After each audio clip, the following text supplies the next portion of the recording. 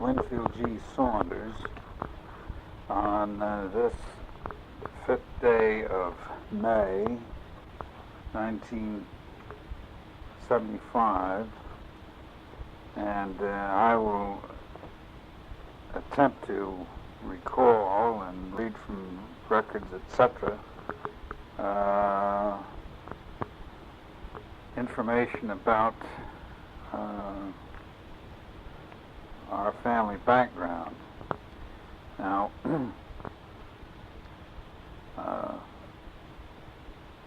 my two brothers, Nelson and Paul, and I, of course, had as father Norman Brown Saunders, who died on June 6, 1947, at the age of 71 years, 11 months, and 16 days, which would mean that he was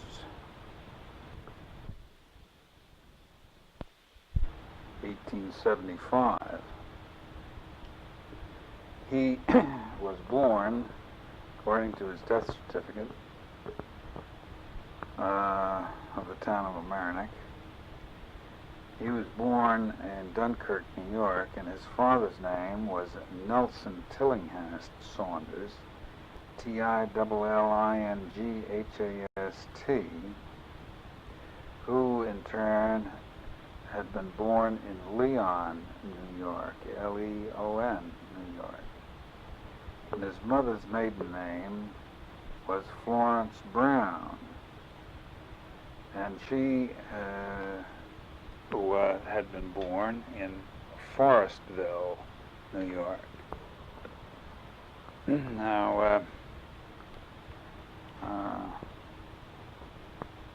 he died of Parkinson's disease, in case that's of any interest. Now, mother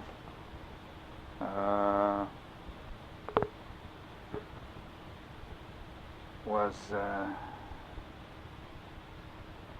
her full name was Grace Mabel Garvin,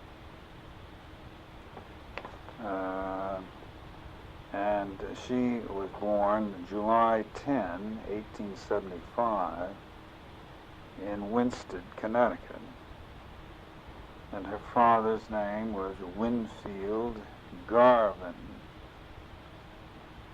And I think that, although the certificate doesn't show it, he had Joseph as a middle name, Winfield Joseph Garvin, who was 27 years old at the time that she was born, and their residence was Winsted, and he was listed as being then a depot agent.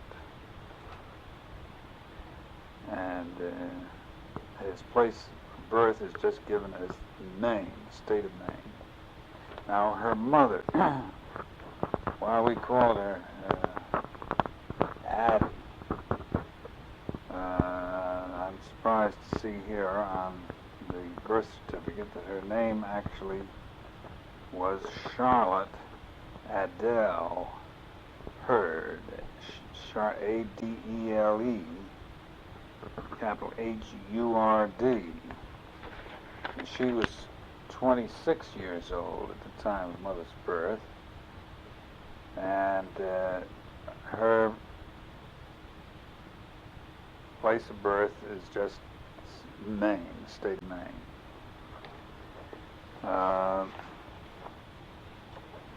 She died in Albuquerque, New Mexico, at the age of 92, cerebral arteriosclerosis, etc.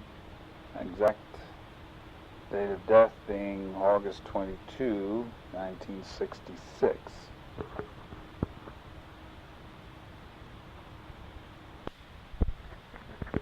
Now, to go back to father's family, he grew up in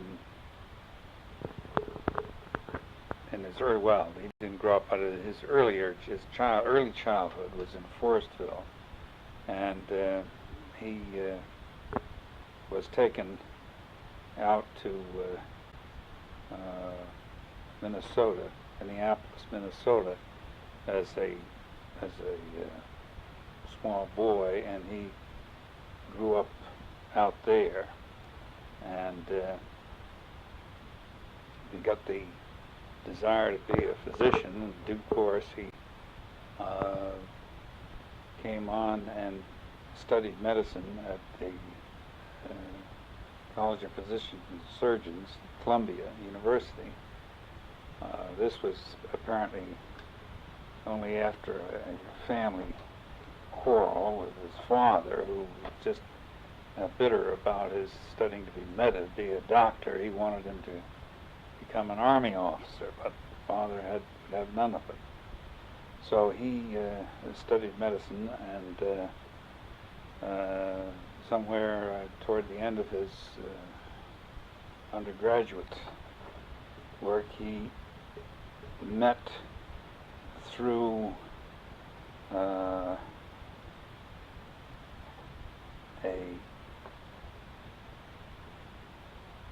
relative called Herbert, one of the Hurlburt family, Hurlburt, who were sort of cousins or somewhat collateral, and I don't know just exactly what the relationship was, but through them he met a classmate of one of the Heckenbergs. There are also people local people around Dunkirk, met my mother, and they, in due course, became engaged, had a long engagement, and were married sometime around 1903. Now, when they were married, he started in practicing in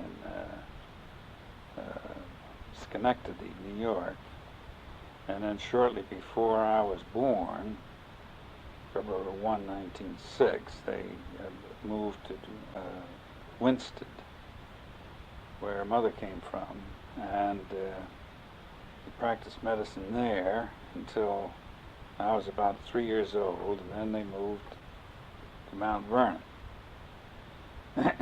Now, I speak of his having a relative named Hurlburt in Dunkirk.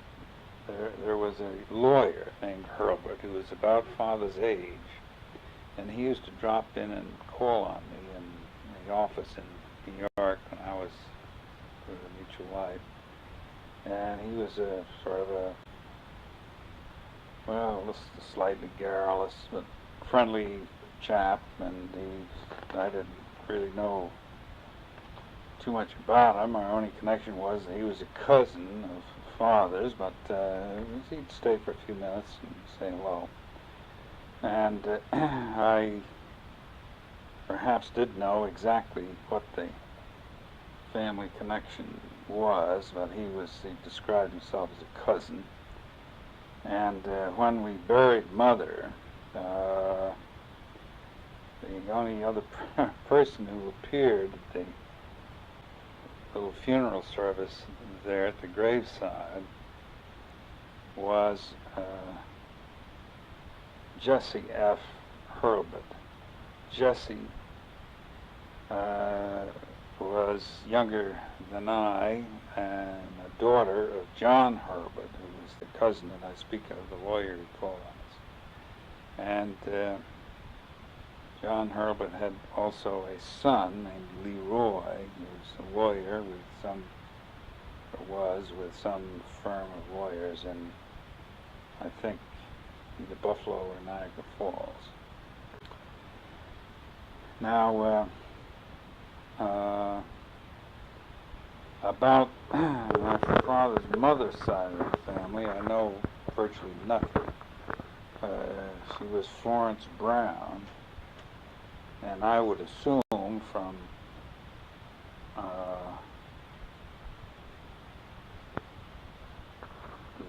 well, no, I guess I can't say shit. Well, I know that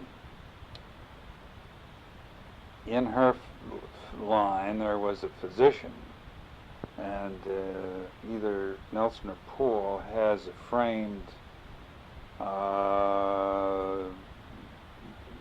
license, medical license, or graduation certificate, which is very, very old, in the name of this Dr. Brown, and he was, but more than that, I know very little. Now, father's father, Nelson T. Saunders, middle of T standing for Tillinghast, I would assume that that may have been his mother's maiden name, and I know nothing about Tillinghast, except that there are a large number of people in Rhode Island and Providence that named Tillinghast, and I think that probably the trail started from there somewhere. Now, I can't really add too much to father's relatives. I've been told that there is, in the genealogy section of the New York Public Library, a book on the Saunders, and that grandfather was in it. So it has his line. I tried to get the book when I remember on one occasion, and it was not, for some reason or other, available, or was lost, or wasn't there, or something. But the book exists, apparently, and I suppose genealogy people can find other copies.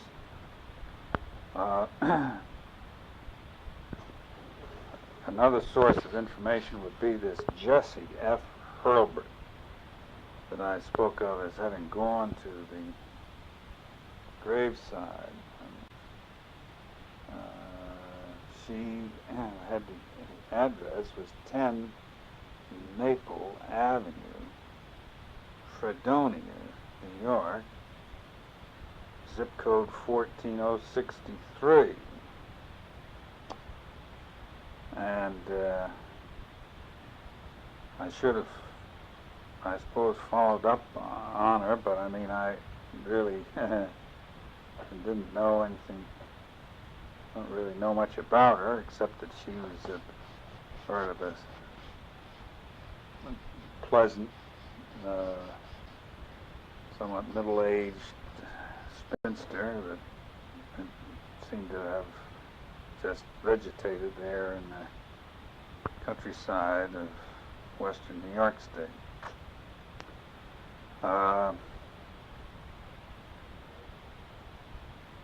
Both father's ashes and mother's are buried there in the cemetery at Forestville, New York. About my grandfather, he was quite a figure of a man. When I remember as a child, I was tremendously impressed with him.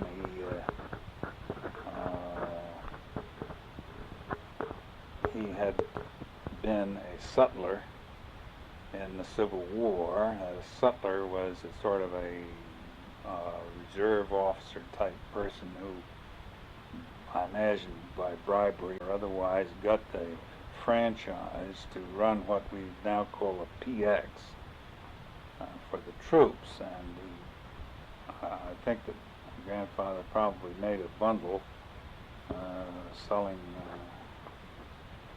rum and provisions to soldiers around I don't know just where he was. That was where he was stationed.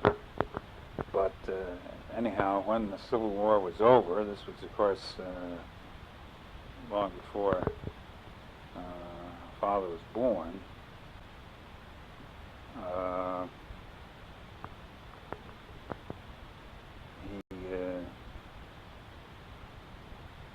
Well, it was about that time, I guess, actually. But anyhow, he went out west, and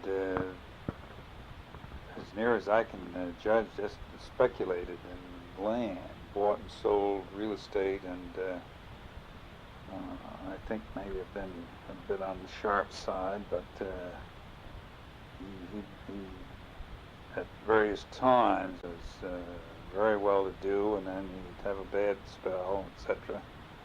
And this went on really all his life. He would come and visit us occasionally. He was a very tall, ramrod straight, military sort of man with a bristling beard and carrying a heavy cane. He was very imperious in his manner. He'd order Mother around, make her run and fetch things for him. She was always happy to see him go. He never stayed too long, but he in the 20s, early 20s, when the land boom, Florida land boom was on, he was down in Florida, wheeling and dealing in real estate, and in his later years he broke his hip, and walked with a cane ever after that. And he lived pretty much by himself. He married when he was very elderly, married a widow woman who apparently was a very pleasant old gal, but she didn't live very long. She died almost as soon as they were married, and so I don't even know her name. And he finally, his health completely collapsed, and Father went down to Florida and got him out of an emergency ward or something, and took him up to home, and he died shortly after.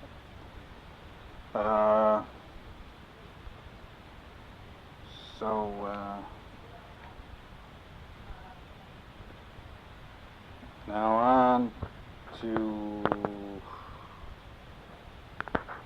and the one other relative on that side of the family. Now, I might say my grandfather had a brother who, of course, Father was an only child, but his father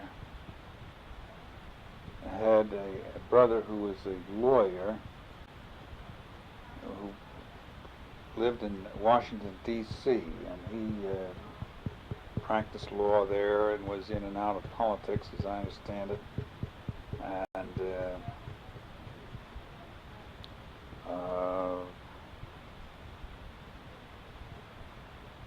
he married, and his wife died, quite well-to-do, and he inherited a lot of money from her, and he married her sister. And however, in this case, the sister survived, and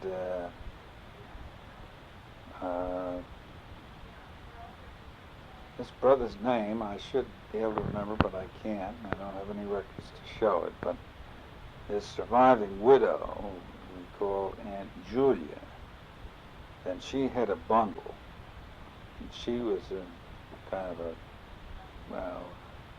heady green type, as near as I can judge. She lived on and on and on, and all through my childhood, we had a sort of a vague feeling of impending wealth that when Aunt Julia died, Papa was going to get a bundle. Well, she finally died, and he finally got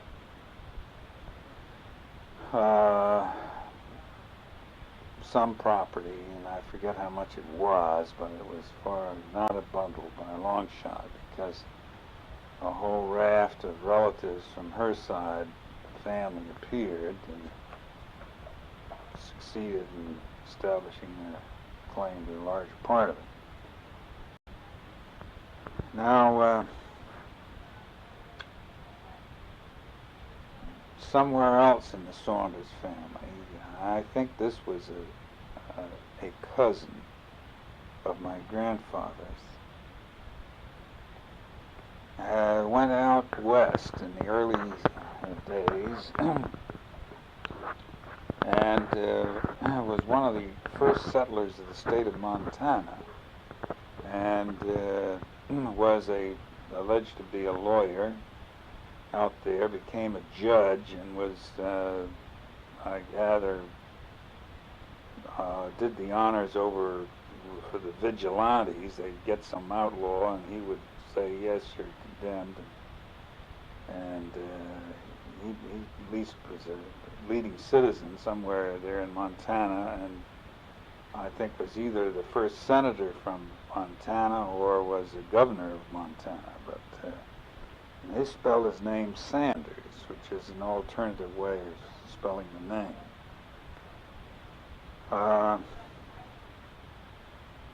Now,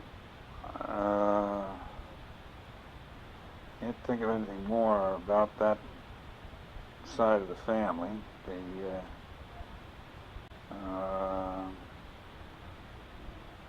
Now my mother, of course, was one of two daughters born to my grandfather and grandmother, and Aunt Edith Hunt, who was born in 1873, is at this time still living. And in what is called Mickle-Knox house in Cambridge, New York. And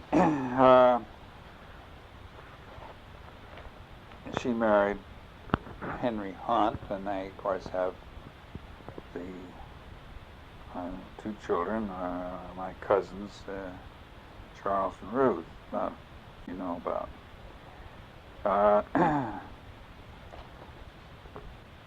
My grandfather, Winfield, was one of a large family, and they were born, I believe, in, or at least their family farm was in Saco, Maine, near Portland. And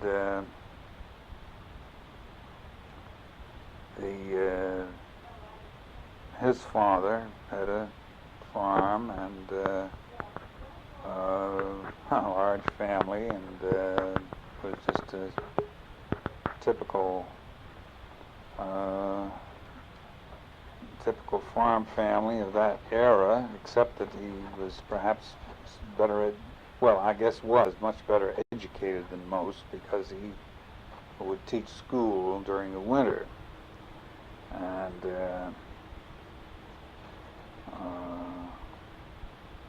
he married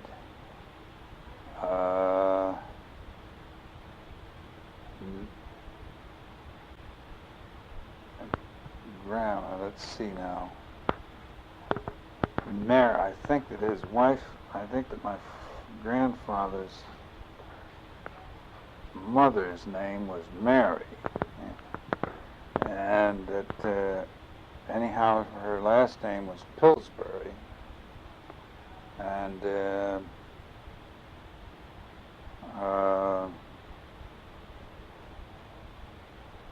I remember seeing her when I was very small, mother took me up there to visit some relatives. And she was still living, and I remember as being seemed like an incredibly old person. And this must have been like in 1912, say. Now,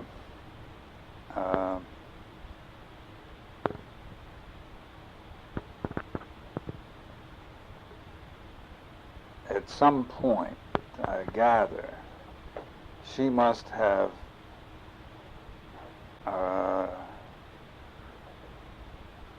introduced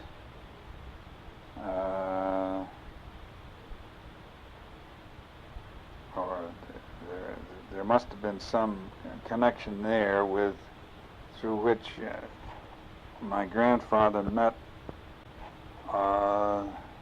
my grandmother, who was Adele, or Addie, Adele Hurd, Charlotte Adele Hurd. Now, my grandmother, Grandmother Garvin, as we call her, was, I think, one of two daughters of this chap Hurd, who was described as a journeyman carpenter. And his wife died when the children were very small. And he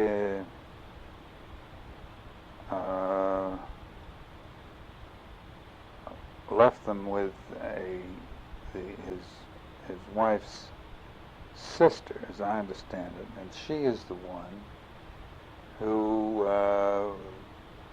spent most of her lifetime waiting for. She fell in love with this sea captain, who was also named Pillsbury. And there's some connection there, and I don't know just how it works out. But anyway, he was a Captain Pillsbury, and he was a whaler. He would go away for these incredibly long voyages of 4 years or so, and that would not come back and not come back until he finally came back, and they got married, and he died right away. So that'll be a lesson. And but anyhow, Charlotte Adele and Winfield Garvin were married, apparently, and the names of the other children I can't now give, but they were quite a few of them. And my grandfather, at a fairly early age, apparently, went to or was sent to Winsted, and he became one of the leading citizens of Winsted. He was an unusual man in that, as I've told you, he had one brown eye and one blue eye, both vision in both eyes, but just different color. He was originally a station agent, and then he went into the coal, feed and coal business. He was a wholesaler of coal, which is a big item in those times. And he was one of the original founders and trustees of the Gilbert Home, which is a institution still in existence in Winston. And I remember him,